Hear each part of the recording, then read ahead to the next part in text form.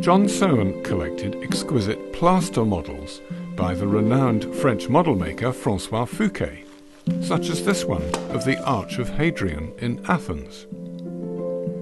It's a miracle this model can be displayed at all, because this is how it looked after being badly damaged during a bombing raid in October 1940.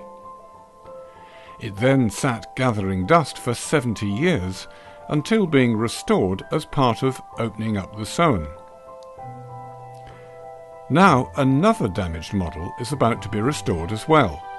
This one is also by Fouquet and is a faithful reproduction of the Choragic monument of Lysicrates, an ancient Greek monument whose design influenced neoclassical architects such as Soane. To repair the model, the Soane turns to a specialist model maker tucked away in a converted schoolhouse in Bath. What we're looking at is quite a remarkable piece of work. I am in real awe of this piece because of its detail, but also because of its accuracy. It is absolutely remarkable, and it's my job to fix it. And it's a daunting task, so we're in for an adventure. But what a challenge and what a privilege. After it was damaged in the war, the model became damp, and the internal iron frame rusted, expanded, and damaged it further. So Tim's first task is to remove the model from its wooden base, in order to check whether there is further internal damage. I would pretty much guarantee that this is the first time since 1820, where do you need it, John? That the base has been taken off. Okay, brilliant stuff. Okay.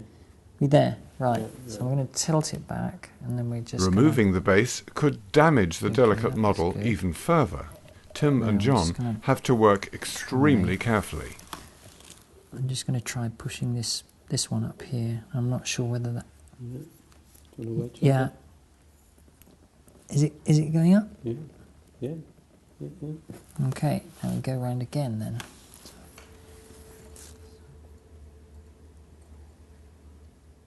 Let's see. Yeah, she's going. Just going to winkle it now. She comes. Okay. You got the base, John? Yeah, I got the base. Whoa, here she goes. 200 years? Yeah, 200 years. The first time this has been seen. Amazing. And I can't see that, but the camera can. So that's the view 200 years on. Mr. Fouquet was the last man to see that. Now we're just going to try and lift this, and we're going to do it by hand. The next task is to remove some of the loose pieces, causing as little additional damage as you possible. You can feel with your fingertips what's going on here. So we're going to try and take this up. I might use that just to see whether we can lift it. So ever so gently, we're going to see where we are. Now, sat there. There we go. Oh, it's gone. So it's gone along the line that we thought it would go, which is brilliant, because this is stable, this line here. And we just pulled it out of the pocket there. And there we are. Fantastic. That's an excellent result. Now we just need to lift this completely clear. This is a result. Very happy. We can actually see that we've got to the bottom of the problem. There is no more excavation that we need to do, and therefore we can now start to reassemble. Brilliant. Now Tim can start making some of the missing pieces. He starts with the columns. The plaster must be mixed with water very thoroughly to eliminate air bubbles. Once mixed, it will set quickly. We've got about a pot lifetime of probably 10 minutes. The plaster mix will be poured into a silicon rubber mould of a column. It's a very small mould. And what we're trying to do is we're trying to get the air bubbles out of it. So run the brush along the flutes and the fillets of the pillar, because unless we do that, the air bubbles will cling into the grooves. So it looks a bit of a mess, but this is all good fun. Once the plaster has fully set, Tim will be able to remove the column and check for imperfections. So we're starting to reveal that, and then it will allow us, if we're careful, to open up to the point where we can lift this out. That looks a good mould, good casting rather. It doesn't seem to have a lot of air bubbles. It's essential to preserve as much of the original columns as possible, so Tim will have to marry up his new sections with existing pieces. First, he has to cut through all the columns to separate the top and bottom halves of the model. This will allow him to slide new sections onto the metal rods.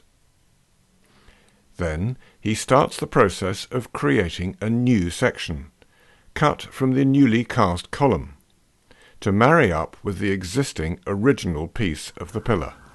And I do this by presenting it alongside the original part and marking up where the cut needs to be.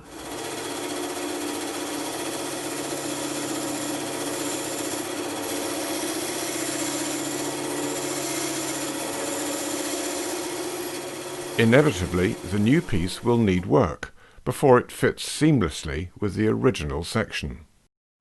So what I'm trying to do is to get as perfect a match as I can on this, which is quite challenging and it takes a time. So the way I do this is I present it along here. So I can see there's a high point on the back of this. And then I take this off and then pare this down very gently onto this face here. It would be easier to replace the whole of the pillar. However, that is not the task, because a principle in restoration is to save and reuse and preserve every part possible. So that process has to happen again and again until we get that marrying up perfect. Once the two pieces match perfectly, Tim will glue them together and mount the glued piece onto the model. By the autumn of 2019, the repair is complete and the model has been returned to the model room at the Soane. The base has been repaired, the columns are complete, and on the roof every single minuscule tile is perfect.